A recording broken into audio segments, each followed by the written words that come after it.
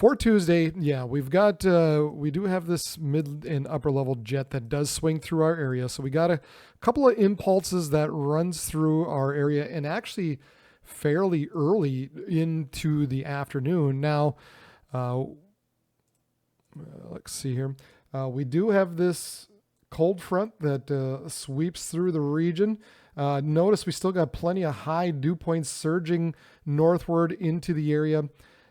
And so the combination between that cold front sweeping southward, we've got the high dew points. We've also got that mid-level jet kind of streaking through here as well, all giving us that possibility for Tuesday for some severe weather. Here is the outlook from the Storms Prediction Center, and we have that slight risk, that 1 out of 5, or excuse me, the 2 out of 5 in through much of North Dakota and into northwestern parts of Minnesota.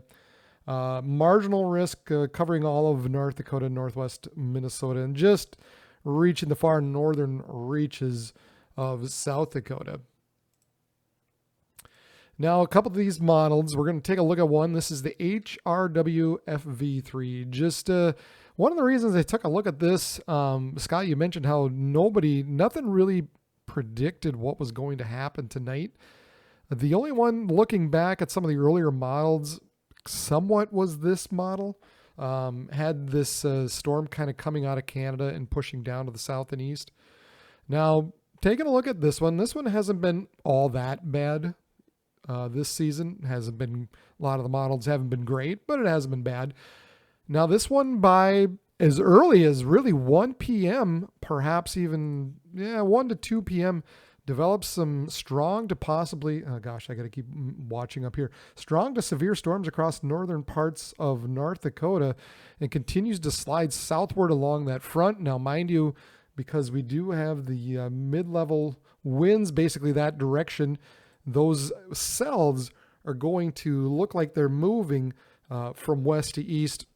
While the cold front sweeps southward, that'll kind of help push some of these storms a little bit south in the meantime as well.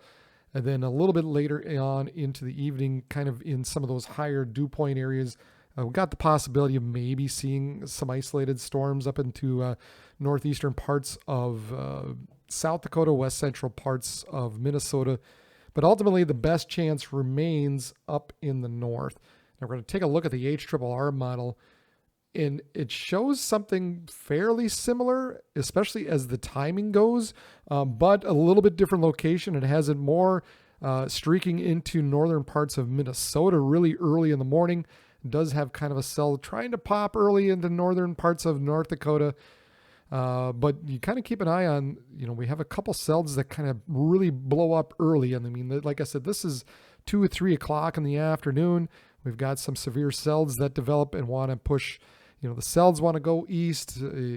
Meanwhile, everything kind of pushes south along with the front at the same time.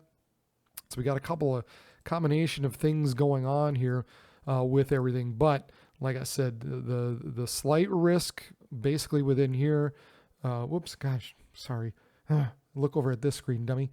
The slight risk basically within this region here, and the marginal risk kind of within that area, maybe out a little far here. But if this particular model does run true, might need to pull that marginal risk a little bit further east, and maybe even that slight risk a little bit further east. Again, if the HRRR comes to fruition, which hasn't been the best this year, but nevertheless, it does also indicate an early pop in some of these storms going into the day on Tuesday. Now, after that, Wednesday, the only area really going into Wednesday, there is a slight risk from the prediction center out kind of in southeastern parts of Minnesota.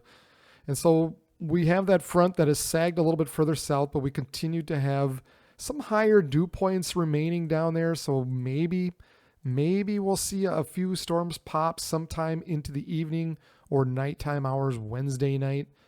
And then after that, the focus basically shifts back into, wouldn't you guess it, western parts of South Dakota, where they've been getting it all dang summer long. The dew points start to ramp back up out in the western Dakotas, especially South Dakota going into Thursday.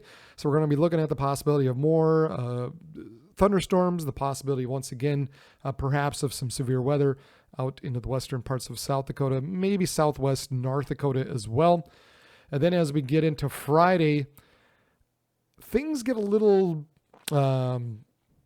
hairy or get a little confusing. So this is the European model. This is the ECMWF. And look at Friday.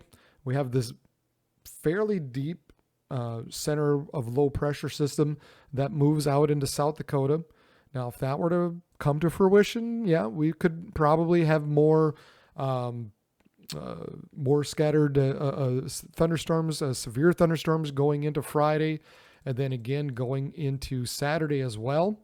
So if this pans out, we're looking at more active weather going into the back half of the week, into the weekend. Unfortunately, you look at the GFS going into Thursday. It does have this cell, the higher dew points out in the western Dakotas, developing the storms and the severe thunderstorms out in the western part of South Dakota on Thursday. But then Friday, as we get into the day, it kind of develops, a few storms, particularly across the south, but it never develops that low pressure system out into the northern plains across South Dakota, North Dakota, and into Minnesota. And instead, what it really does is more so ramp things up further south into the central and southern plains. So the question that really ultimately is going to be what's going to happen going into the weekend. That's going to be the problem, right? So some uncertainty there. I'm not real confident either way. To me, this model it just looks overdone to me. To have that strong, that deep of a low cutting through our area this time of year seems a little off for me, I guess. I don't know that I'm buying it. So maybe I might be leaning a little more towards the drier, more southern solution of the GFS. Not extremely dry, but just more so keeping the storm more into South Dakota, southern Minnesota, perhaps not as much severe weather, because ultimately all the active weather will be more further to the south and really robbing a lot of the moisture and a lot of the energy. So we'll have to keep an eye on it as we get later into the week to see exactly what develops or how the models change and vary, but that's kind of how things are looking going into the back half of the week. Now, temperature-wise, what we got for high temperatures tomorrow, we're still going to be looking at a nice, warm, sunny, humid day, 80s, low 90s for much of the area, except for, of course, you guys up in the Arrowhead region. You always got to be in the 70s, and, of course, up in the higher elevations, the Black Hills. Wednesday is still in the 80s and 90s. That cold front hasn't quite taken hold at this point, but then we Yeah, okay, more so Thursday. Gosh, oh no, this is a repeat of Wednesday. Thursday is where the temperatures want to decrease a little more, where we're looking at 70s and 80s, and temperatures finally begin to cool off. Friday, even cooler still. We're looking at 70s, mostly some 80s here and there. Saturday, widespread 80s across the region. And then Sunday, just more of the same, pretty much 70s to around 80 going into Sunday. This is based off of the National Weather Service. This is what the Weather Service is saying. Now, if, some of the variability given between the two models that I shown, between the GFS and the European model, of course, these weekend temperatures could change.